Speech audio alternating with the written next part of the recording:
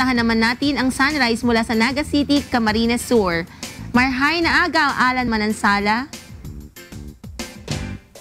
Hi, good morning sa inyo dyan sa studio at syempre kay Kuya Daniel. Nandito tayo ngayon sa Naga City sa Camarines Sur, kilala bilang the heart of Bicol o the Queen City of Bicol, upang ipakita sa inyo ang pagsikat ng araw.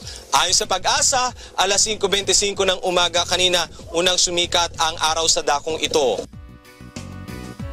Konting trivia para sa ating mga kasangbahay, ang lungsod ng Naga ay isa sa pinakamalaking syudad sa Bicol Region na may pinakamaraming mga business establishments.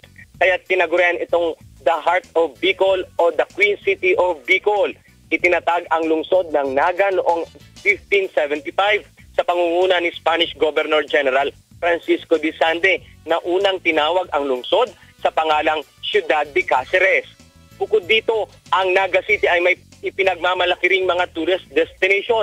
Kabilang na sa mga dinarayo ng mga turista sa Naga ay ang Naga City Ecology Park, ang Panikwason Hot Spring, ang Mount Isarog Natural Park, ang Malabsay Falls at Nabuntulan Falls na matatagpuan malapit sa pana ng Mount Isarog.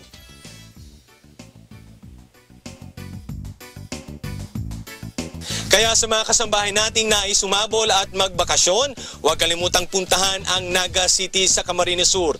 Dito yan sa Bicol Region. Ako si Alan Manansala para sa Good Morning Kuya ng UNTV. Balik sa inyo dyan sa studio.